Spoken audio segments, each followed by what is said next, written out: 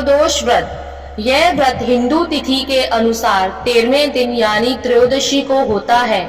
त्रयोदशी अथवा प्रदोष व्रत हर महीने में 2 बार आता है, एक शुक्ल पक्ष और दूसरा कृष्ण पक्ष। इस व्रत में भगवान महादेव जी की पूजा की जाती है।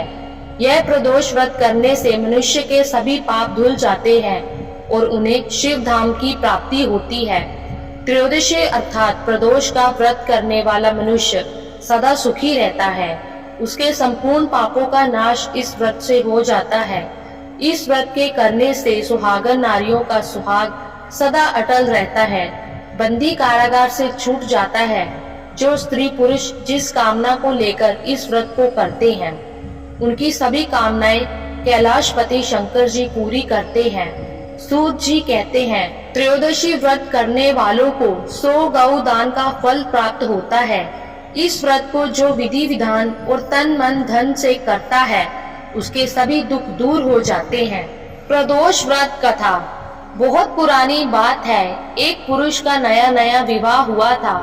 वह गोने के बाद पत्नी को लेने अपने ससुराल पहुंचा और उसने सास से कहा कि वह बुधवार के दिन ही अपनी पत्नी को लेकर जाएगा।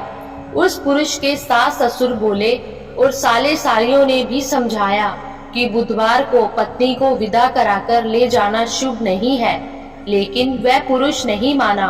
विवश होकर सास ससुर ने अपने जमाई और पुत्री को भारी मन से विदा किया।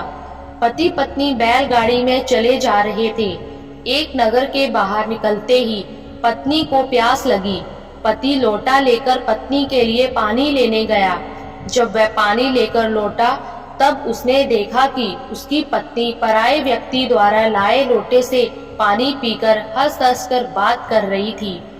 वह पराया पुरुष उस ही व्यक्ति की शक्ल सूरत वाला था। ऐसा देखकर वह व्यक्ति पराया व्यक्ति से आग बबूला होकर लड़ाई करने लगा। धीरे धीरे वहां काफी भीड़ एकत्रित हो गई और सिपाही भी आ गए। सिपाही ने स्त्री से पूछा कि सच सच बताओ कि तुम्हारा पति इन दोनों में से कौन है। लेकिन वह स्त्री चुप रही, क्योंकि दोनों ही व्यक्ति हम शक्ल थे। बीच राह में अपनी पत्नी को ऐसे देखकर वह व्यक्ति मन ही मन शंकर भगवान की प्रार्थना करने लगा कि हे भगवान, मुझे और मेरी पत्नी को इस मुसीबत से बचा लो।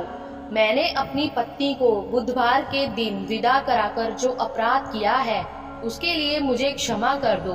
भविष्य में मैं ऐसी गलती कभी नहीं करूँगा। भगवान शिव उसकी प्रार्थना से प्रभावित हो गए और दूसरा व्यक्ति उसी समय कहीं अंतर ध्यान हो गया। इसके बाद वह अपनी पत्नी के साथ वह सही सलामत अपने नगर पहुंच गया। इसके बाद से दोनों पति पत्नी नियम पूर्वक बुधवार के दिन प्रदोष व्रत को करने लगे। तो ये थी बुधवार प्रदोष व्रत की कथा। अभी जानते हैं इसकी पूजा और विधि। इस दिन सुबह स्नान आदि से निर्वृत्त हो जाए। स्नान करने के बाद साफ और स्वच्छ वस्त्र धारण करें। मंदिर में भगवान शिव के सामने दीप प्रज्वलित करें तथा भोलेनाथ के मंत्रों का जाप कर जलाभिषेक करें और साथ ही माता पार्वती और विघ्नहर्ता भगवान गणेश की भी पूजा अर्चना करें। फिर प्रदोष काल से पहले स्नान कर श्वेत वस्त्र धारण करें। ये वस्त्र आपके एकदम स्वच्छ होने चाहिए। इस समय आप मंदिर या घर कहीं पूजा कर सकते हैं। यदि आप घर में भगवान शिव की पूजा कर रहे हैं तो एक चौकी पर स्वच्छ वस्त्र बिछाएं और उस पर भगवान शिव, माता पार्वती और विघ्नहर्ता भगवान गणेश जी की मूर्ति स्थापित करें। ध्यान रहे पूजा के समय चौकी पर शिवलिंग जरूर स्थापित करें। धन्यवाद।